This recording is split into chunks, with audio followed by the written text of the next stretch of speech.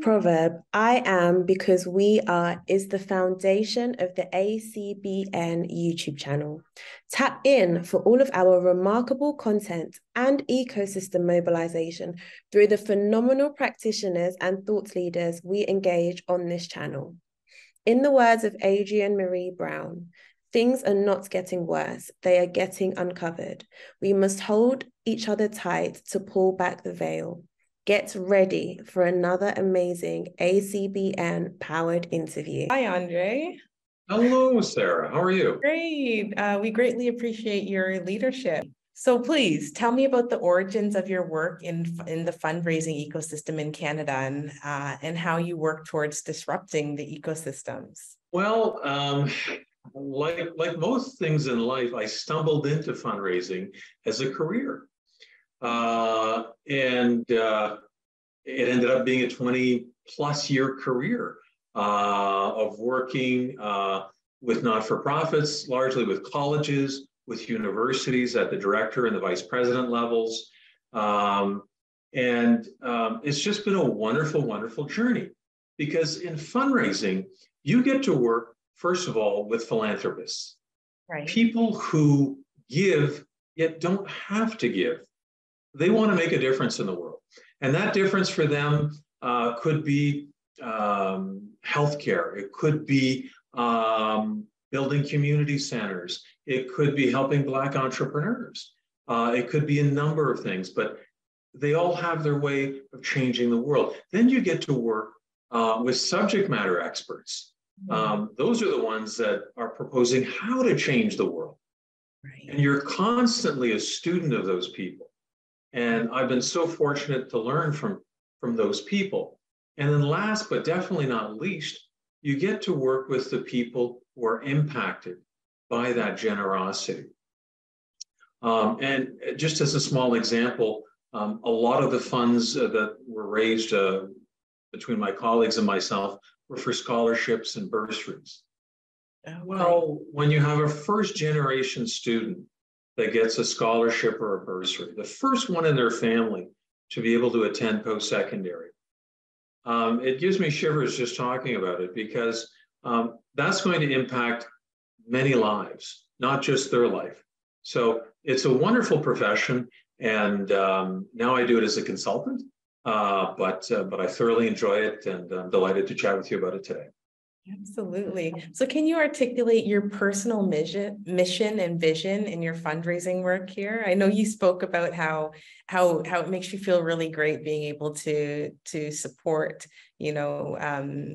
scholars or individuals going to school. I'd love to hear about your personal mission and vision.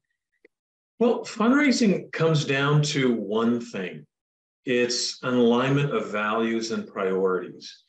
So whatever you're raising funds for, it's when you find people that share those values, that share those priorities, that really amazing things can happen.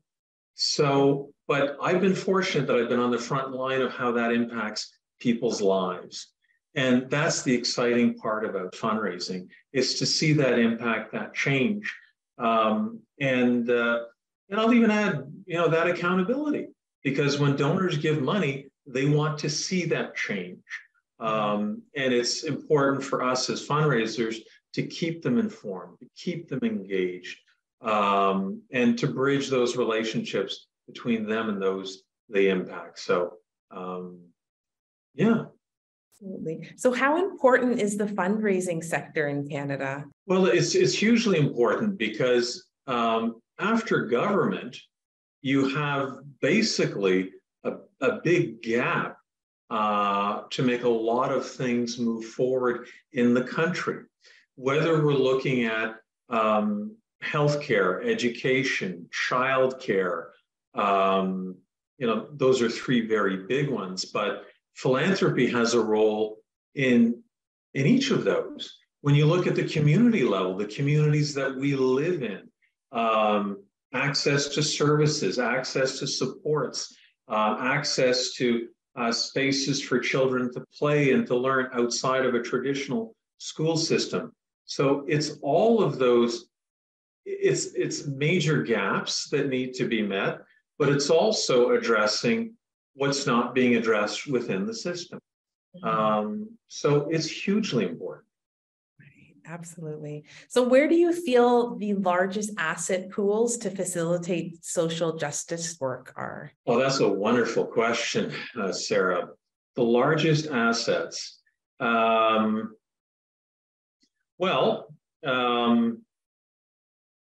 There's a few ways you can look at those pools. On the social impact side, you can look at the corporate side. Corporate Canada is playing more and more of a role, especially through ESG, towards supporting charitable causes and not-for-profits. So that would be one clear area. You also have an aging population in Canada. Right. And I'm part of that aging population.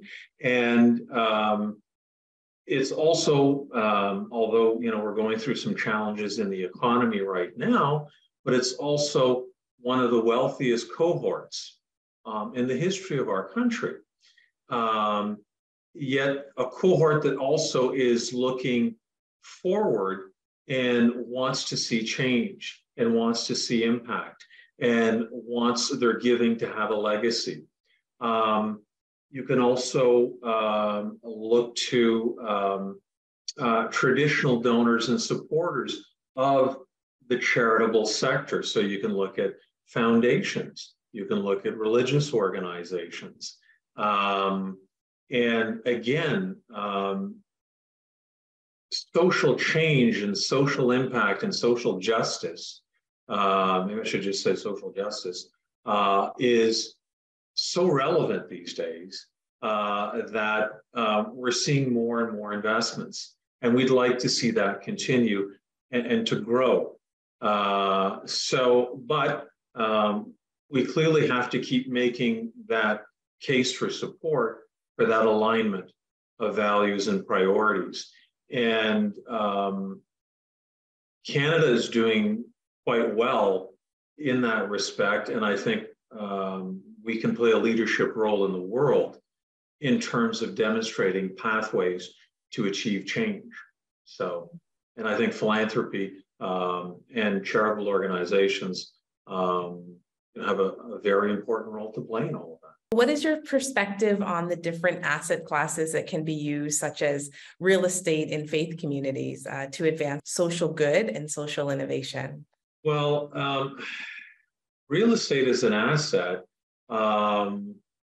is hugely interesting, especially at a time when we're seeing a shift in the use of real estate. But just from a very simplistic perspective, an individual can donate their home, for example, to a charitable cause. And it's called a charitable remainder trust. They can stay in that home the rest of their lives. They're responsible for the maintenance, for paying the taxes. But when they go on that final journey, that will be a gift to a charitable cause. Okay. They will get a charitable tax receipt for the value of that gift while they're alive. So it's a very interesting way, and it can be a very impactful way to leave a legacy. Many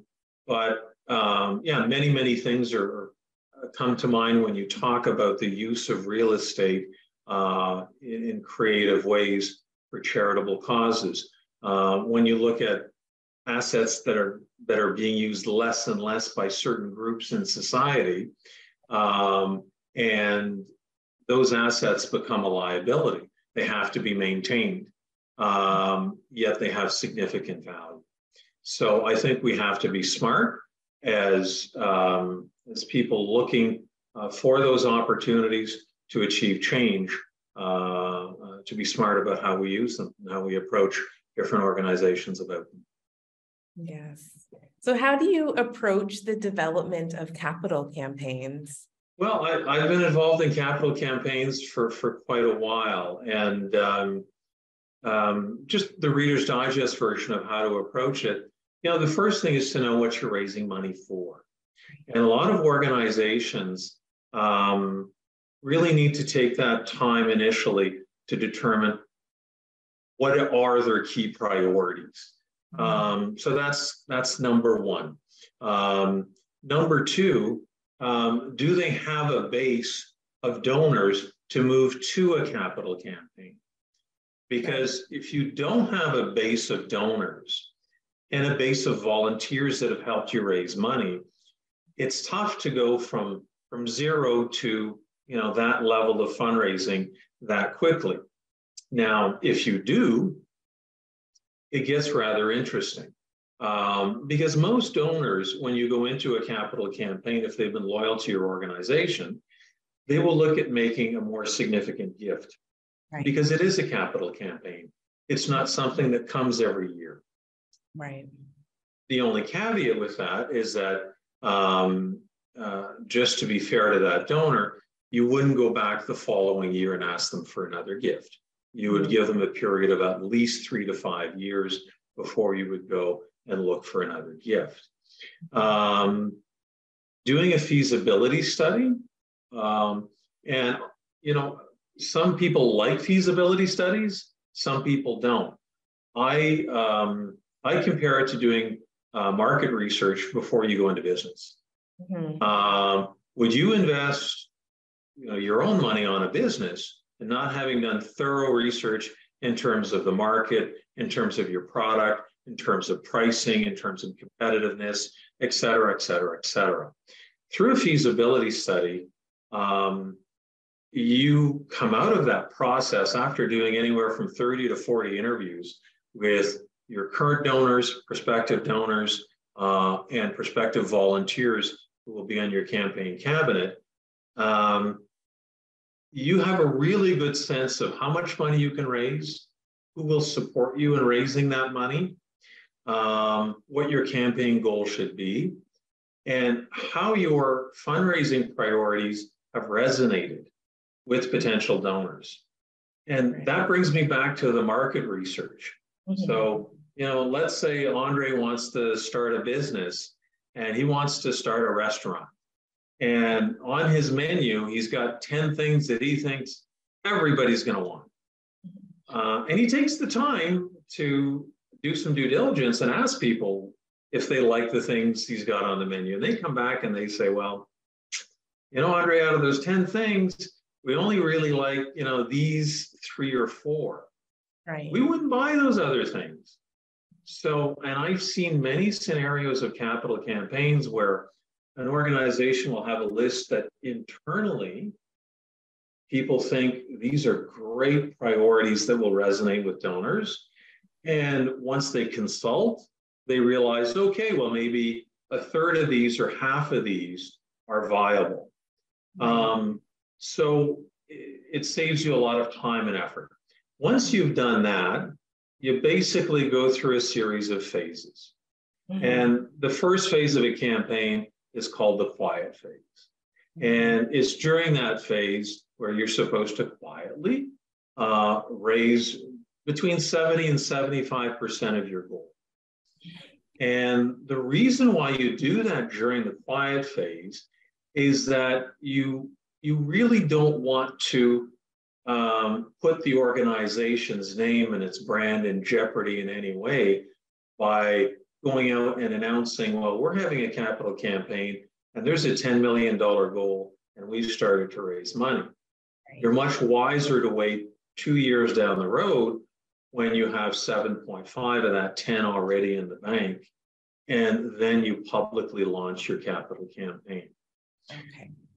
The people that are going to help you raise that money are your campaign cabinet. And a lot of people think that it's the fundraiser themselves that makes most of the asks. But in reality, it's volunteers that sit on a campaign cabinet. Right. And those individuals normally have the capacity to give, have a network of people that share their interest in giving, And in some cases, they are people that have broad networks and are strong influencers. They may be less inclined towards making direct asks, but they'll be very effective in connecting you. Right. The next phase of the campaign is the public phase. That's when you'll announce publicly your campaign, your goal. You'll start to have a number of events to celebrate the gifts that have already successfully come in. And then you'll have a wrap-up phase at the end where you're going to do a final large event to thank all of your donors, all of your volunteers, etc. And before you get into any of those phases is the feasibility, that planning phase at the very beginning. So in a nutshell, that's a capital campaign. Wow, that's fantastic. Thank you for that overview. So how do you feel about the future of fundraising in Canada? I feel, wow.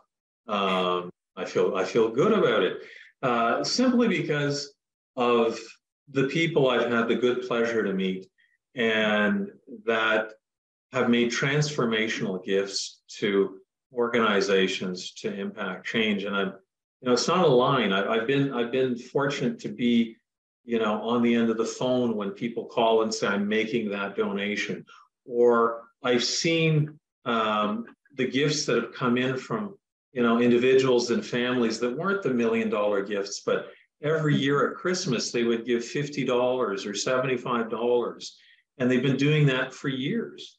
And, I would pick up the phone and call them and thank them. And so, although the statistics show that fundraising is changing in Canada, it's more larger gifts and it's more driven by capital campaigns rather than individual giving. And that statistically is a reality. But a lot has changed in the lives of Canadians in just the past few years. So let's give ourselves time to catch our breaths and get caught up and look at what the future holds. And I think, I have a lot of faith in I'm going to sound like an old guy, in the younger generation. My daughter's 8 years old, and she sees what needs to be changed in the world, and she tells me about it every day. Right. And so I have faith that her generation and generations in between will be there to support charities in Canada. Absolutely. So do you have any closing thoughts or calls to action? Well, my only call to action would be for anybody that's listening to this interview that hasn't looked at fundraising yet, to really do your homework, do your due diligence, but also don't be afraid. Don't be afraid to pick up the phone and call different organizations that may have resources that can help you. Look through your own network for people who have been involved in fundraising, whether as a fundraising professional or have been on cabinets, have been involved in local community organizations. And also, don't be afraid to partner. Sometimes smaller organizations will say, well, we're just, we're the little guys. Well, yeah, but you're one of many, many smaller organizations that if you get together and you collaborate as a collective, even as a cooperative, you can do a lot more together. You can, you can really leverage your costs and accomplish a lot more. So those are my thoughts. Great. So we appreciate your time and remarkable leadership. Thank you so much. Thank you very much, Sarah. Have a wonderful day. You too.